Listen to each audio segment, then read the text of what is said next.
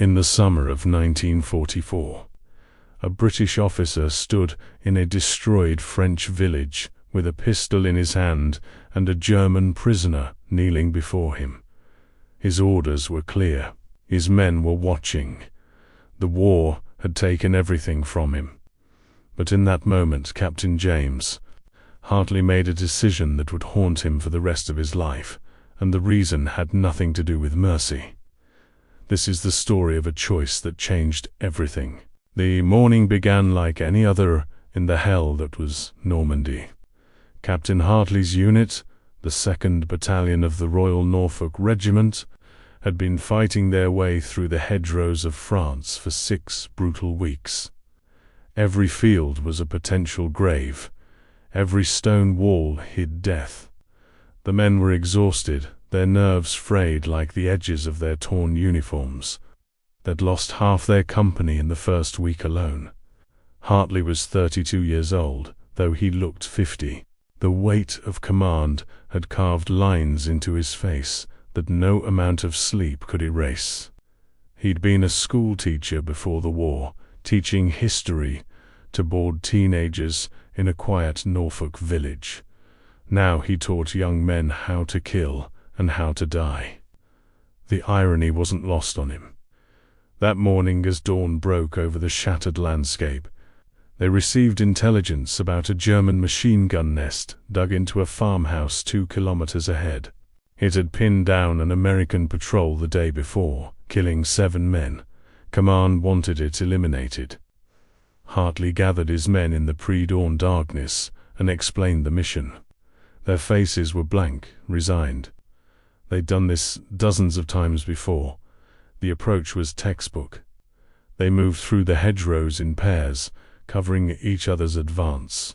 The French countryside, once beautiful, had been transformed into a moonscape of craters and burned-out vehicles. The smell of death hung in the air, sweet and sickening. Hartley felt his stomach churn, but he pushed forward. There was no room for weakness. Not here. Not now. The farmhouse appeared through the morning mist like a ghost. Half its roof was gone, blown away by artillery. The walls were pockmarked with bullet holes. Hartley signaled his men to spread out surrounding the position. They waited, watched. Then Sergeant Willis, a coal miner from Durham with hands like iron, tossed in a grenade. The explosion shattered the morning quiet. Hartley's men rushed forward, weapons ready. But something was wrong. There was no return fire, no desperate last stand, just silence. When they entered the farmhouse, they found only one German soldier, huddled in the corner of what had once been a kitchen. He was young, maybe 19, his uniform too large for his thin frame. Blood ran from a gash on his forehead. His hands were raised, and he was weeping. Hartley felt something twist in his chest. The boy looked exactly like his younger brother, Thomas. The same sandy hair, the same terrified blue eyes. Thomas had died at Dunkirk 4 years ago, shot while trying to help a wounded friend reach the boats. Hartley had never seen his brother's body, never said goodbye. And now, in this ruined farmhouse in France, Thomas's face stared back at him from beneath a German helmet. The prisoner's name was Friedrich. He told them this through broken sobs, his English surprisingly good. He'd been a student before the war, studying literature in Hamburg. Poetry, he said. He'd loved English poetry. Keats, Shelley, Byron. The words tumbled out of him in a desperate stream, as if talking could keep him alive. His squad had been killed 2 days ago. He'd been alone, terrified, waiting for death or capture. He hadn't fired a shot. His rifle lay in the corner, still loaded. Sergeant Willis spat on the ground. "He's lying, sir. They always lie." Willis had lost his brother at Cannes, his cousin at Sword Beach. He'd stopped seeing Germans as human beings somewhere along the way. To him, they were just targets, problems to be solved with bullets. But Hartley couldn't stop staring at Friedrich's face. The resemblance to Thomas was uncanny, almost supernatural. Was this some kind of test? Some cruel joke from a god he'd stopped believing in years ago? He turned away, trying to clear his head. They needed to search the farmhouse, secure the position, report back to command. His men found something in the basement. A radio. Not just any radio, a sophisticated, long-range transmitter, far more advanced than what a simple machine gun crew would need. Maps were spread across a makeshift table, marked with British positions, troop movements, supply routes. This wasn't a defensive position. This was an intelligence post. Friedrich hadn't been a scared boy waiting out the war. He'd been a spy. The revelation hit Hartley like a physical blow. He looked at Friedrich again, and this time he saw something different in those terrified eyes. Calculation, intelligence, fear, yes, but also the awareness of someone who knew exactly how damning this evidence was. Friedrich started talking faster, explaining, justifying. He was just a radio man. He didn't choose his assignment. He was following orders. Wasn't everyone just following orders? Under the Geneva Conventions, spies caught out of uniform could be executed immediately. No trial, no appeal, just a bullet and a shallow grave. Hartley knew the regulations. He'd studied military law as part of his officer training, back when the world still made sense. The rules were clear. This wasn't murder, this was justice. War justice, cold and absolute. He assembled his men outside the farmhouse. 8 faces looked at him, waiting for orders. They all knew what had been found. They all knew what it meant. Sergeant Willis already had his pistol out, checking the chamber with mechanical efficiency. "I'll do it, sir. Save you the trouble. These bastards killed my brother." But Hartley couldn't speak. His mouth was dry, his mind racing. Execute him. It was the right decision. The legal decision.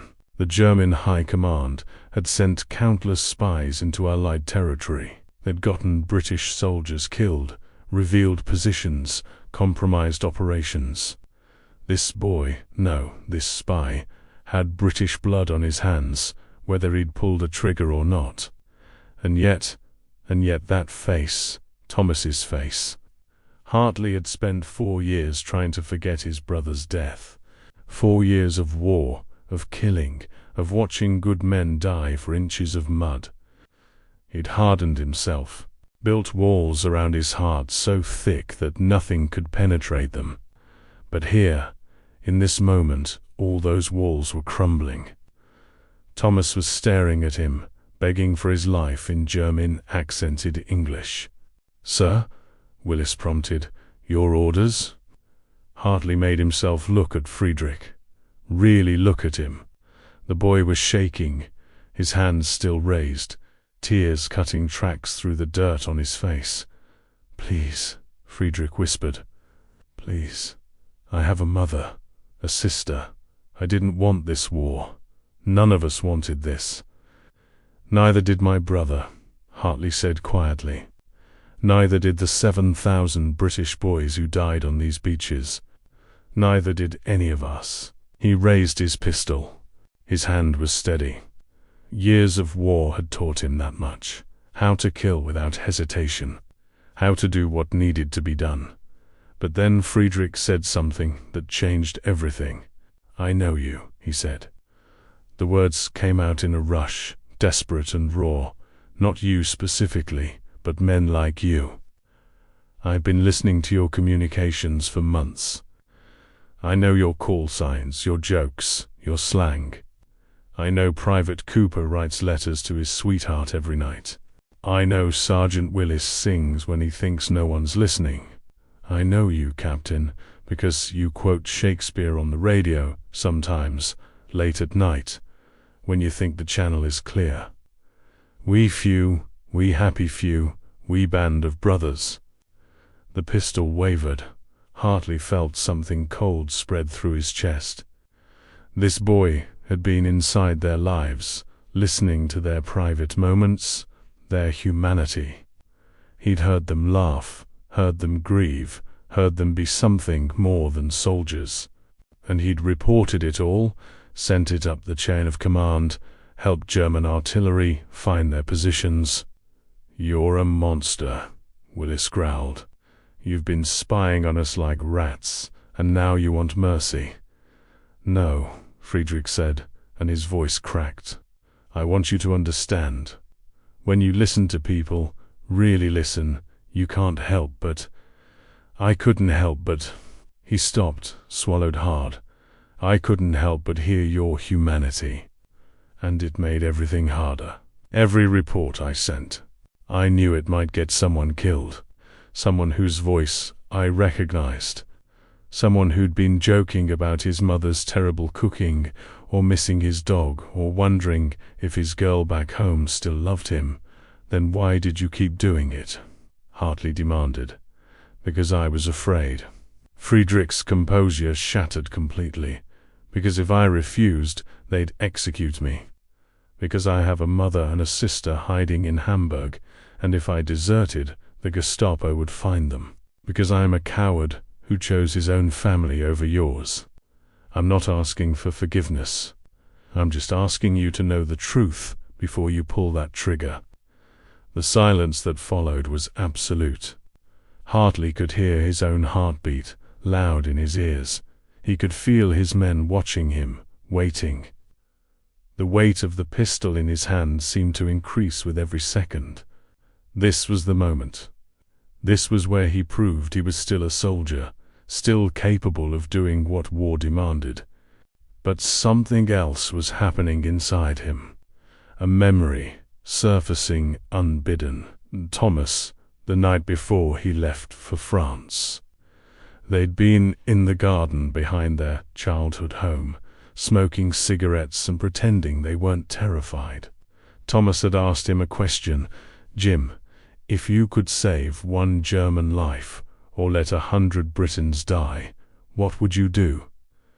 Hartley had laughed, called it a stupid hypothetical, but Thomas had pressed him. "No, really.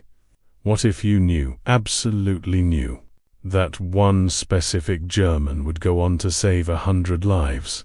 Would you kill him anyway, just because he wore the wrong uniform?" "War doesn't work like that," Hartley had said. "Doesn't it?" Thomas had replied. "Every choice works like that. Every bullet has consequences we can't see." Thomas had died 2 weeks later, and Hartley had spent 4 years trying not to think about that conversation, trying not to wonder if the German who shot his brother had a face, a name, a family waiting back home. It was easier to hate the uniform than to acknowledge the human being inside it. But now he couldn't escape it. Friedrich wasn't asking for mercy based on innocence. He was asking for something more complicated. Recognition. Recognition that they were all trapped in the same machinery of war, all making impossible choices, all trying to survive. The boy had listened to British soldiers laugh and cry and die, and it had changed him.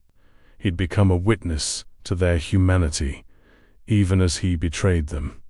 "Sir," Willis said again. His voice was harder now. "If you won't do it, I will. We can't let him go. He knows too much. He's seen our faces, and he's a spy. The law's clear." Hartley looked at his sergeant. Willis was right. Every tactical consideration pointed toward execution. Friedrich was too dangerous to release. They couldn't spare men to guard him all the way back to a POW camp. Intelligence would want to interrogate him, yes, but they'd also want to make an example of him. Execute him publicly, send a message to other German spies. The pragmatic choice was obvious, but Hartley was thinking about something else now. He was thinking about what Thomas had said, about consequences. What were the consequences of this moment? If he executed Friedrich, he would follow the law, satisfy his men, eliminate a threat. He would also become the kind of man who could look at Thomas's face and pull the trigger. He would cross a line that, once crossed, could never be uncrossed. If he spared Friedrich, he would violate his orders, potentially endanger his men, and face a court-martial. He would also have to live with the knowledge that this spy might, somehow, contribute to future Allied deaths. The weight of those unknown casualties would haunt him forever. Neither choice was right, neither choice was clean. This was the truth of war that no training manual could prepare you for. Sometimes there were no good options, only terrible ones, and you had to choose anyway. "Lower your weapons, Sergeant," Hartley said quietly. Willis stared at him. "Sir," I said, "lower your weapon." Hartley's voice was steady now, filled with a certainty he didn't feel. "We're taking him prisoner. Proper prisoner. We'll hand him over to intelligence at HQ. Let them make the decision. That's 3 hours away, sir. Through enemy territory. We'll be putting the entire squad at risk for one Nazi spy. I'm aware of the tactical situation, Sergeant." Hartley met Willis's eyes. "But I'm not executing a prisoner. Not today, not him." The silence was heavy with judgment. Hartley could feel his authority fraying, could feel the respect of his men slipping away. They thought he was weak, sentimental. Maybe they were right, but he couldn't pull that trigger. Not while Friedrich wore Thomas's face. Not while he remembered his brother's question about consequences. They bound Friedrich's hands and started the march back. The tension in the squad was palpable. No one spoke. They moved through the hedgerows in hostile silence, weapons ready, eyes scanning for threats. Hartley led from the front, Friedrich stumbling along behind him, guarded by Willis, who made no effort to hide his contempt. 2 hours into the march they heard engines, German engines, a patrol, moving parallel to their position. Hartley signaled his men to freeze, to hide. They pressed themselves into a ditch, barely breathing. The German vehicles passed within 50 meters, close enough that Hartley could see the faces of the soldiers inside. Young faces. Tired faces. Faces that could have been British or American or French. The machinery of war, grinding forward. Friedrich could have shouted. One word, one cry for help, and the German patrol would have turned around. Hartley's entire squad would have been slaughtered or captured. The spy had the power, in that moment, to reverse everything, to escape, to survive. Hartley found himself watching Friedrich's face, waiting for the betrayal he knew was coming. But Friedrich said nothing. He lay in the ditch, silent, his eyes closed. Tears ran down his face, but he didn't make a sound. The German patrol passed, the danger receded, and Hartley understood something profound. Friedrich had made the same choice. He'd been given a chance to save himself, and he'd chosen not to take it. He'd chosen to honor Hartley's mercy with his own. They reached British lines at dusk. Hartley delivered Friedrich to intelligence officers who looked at the maps, the radio equipment, the evidence of espionage, and nodded grimly. "Good work, Captain. We'll handle it from here." Hartley didn't ask what that meant. He didn't want to know. As they led Friedrich away, the boy turned back one last time. His eyes met Hartley's. There was no gratitude there, no relief, just recognition. 2 men who'd seen each other's humanity in the midst of horror, and who would carry that weight forever. Sergeant Willis confronted Hartley that night. "You should have let me shoot him, sir. That boy's got British blood on his hands, and you let him walk away." "He's not walking away," Hartley said quietly. "He's going to face military justice. A proper trial. That's how we're supposed to be different from them." "Different?" Willis laughed bitterly. "Sir, with respect, we're not different. We're all just trying to survive. The only difference is which flag we're dying for. Maybe Willis was right. Maybe Hartley had made a mistake. Maybe Friedrich would be executed anyway. And all Hartley had done was delay the inevitable while putting his men at risk. Maybe mercy was just another word for weakness. But 3 weeks later, Hartley received a letter.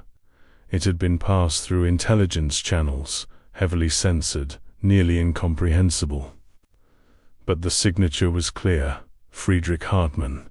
The spy had been interrogated, had provided valuable intelligence about German communications networks, had helped break enemy codes. His cooperation had saved lives. British lives. The irony was staggering. The letter itself was brief. Friedrich wrote about poetry, about the Keats he'd read before the war, about beauty and truth. He wrote about listening to British voices on the radio and being unable to reconcile their humanity with his orders to betray them. He wrote about the moment in the ditch when he could have called out, could have saved himself, and how Hartley's choice had made his choice possible. He wrote about consequences. The letter ended with a line from Byron: "Yet freedom. Yet thy banner, torn but flying, streams like the thunderstorm against the wind." Friedrich didn't explain what it meant. He didn't have to. Hartley never learned Friedrich's ultimate fate. The war machine swallowed both of them, pushing them forward through France, through Germany, through the end of the conflict and into the strange peace that followed. He went back to teaching after the war, back to his quiet Norfolk village, back to teenagers who couldn't imagine what he'd seen. But he never forgot that morning in the farmhouse, never forgot Thomas's face looking back at him from beneath a German helmet, never forgot the choice he made, the line he refused to cross. Some of his men never forgave him. Willis avoided him at reunions, unable to reconcile the mercy with his own losses. Others, years later, admitted they understood. War demanded inhuman decisions, but the challenge was remaining human anyway. Hartley taught history for 30 more years. He told his students about World War II, about the great battles and the turning points, about the politics and the stratagem. But he never told them about Friedrich. That story was too complicated, too ambiguous, too human for the neat narratives of textbooks. On his deathbed at 87, Hartley's daughter asked him if he had any regrets from the war. He was quiet for a long time, his breath shallow, his eyes distant. "I made a choice once," he finally said. "I chose to see a human being instead of an enemy. Some would say I was wrong. Maybe I was. But I saw my brother's face that day, and I couldn't pull the trigger. I couldn't become the kind of man who could look at my brother and kill him, even if he wore the wrong uniform." "Did you do the right thing?" his daughter asked. Hartley smiled faintly. "I dunno. I never knew. But I did the only thing I could live with. And maybe that's all any of us can do." He died that night, peacefully, his demons finally quiet. Somewhere in a city rebuilt from ashes. An old German man who had once been a spy and a prisoner put down his morning newspaper and felt a strange chill.